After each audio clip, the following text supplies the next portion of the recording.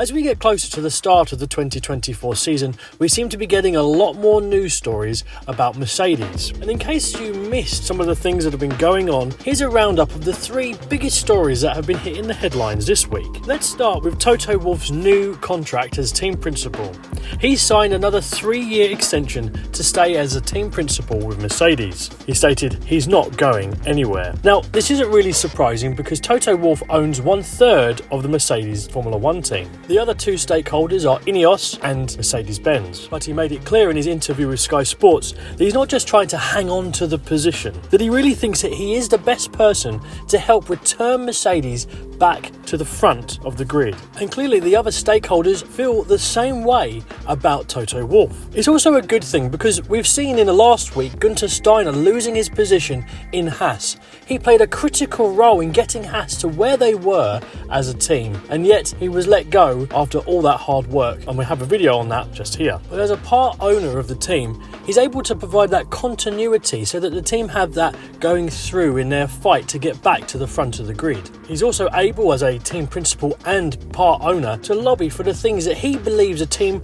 really need to be successful in Formula 1. He also stated that he definitely believes it's possible for Mercedes to return to the front of the grid and to win again. He said you cannot start a season with the attitude that it's all over, and instead you need to look to teams like McLaren and Aston Martin who are able to take massive steps and be able to get closer to the front. The next news item that was interesting this week was James Allison, Mercedes Chief Technical Director, stating that the new super stiff ground effect cars are not great for Formula 1, not great for racing. He stated in an interview that these cars are separated by millimetres rather than the high rake, low rake concept that we used to have.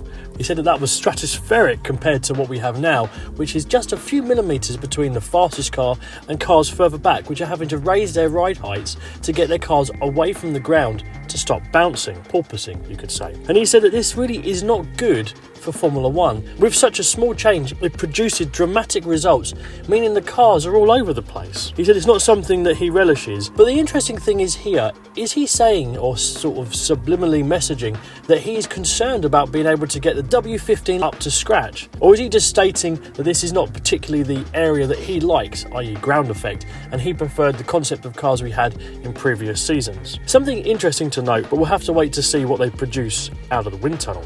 Speaking of things that are produced out of the wind tunnel, Toto Wolff stated that he wants a 2.5 second gap on average over the W14. He stated that's what they're aiming for.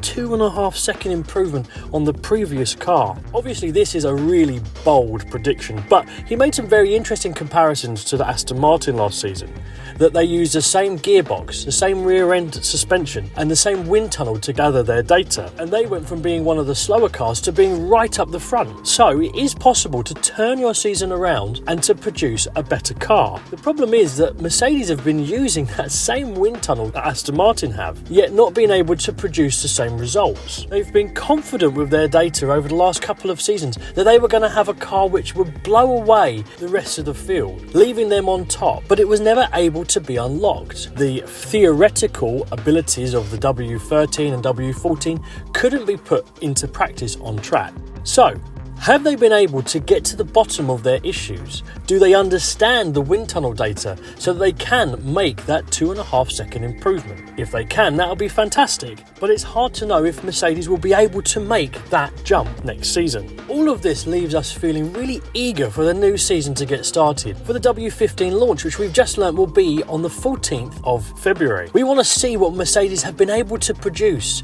to see if we can get that gut feeling about the car, whether it's going to be good. But at this point, I have a question for you. Do you think that Toto Wolff, James Allison and Mercedes can steer things around and get themselves back into contention at the front of the grid? Please let me know your opinion in the comments below.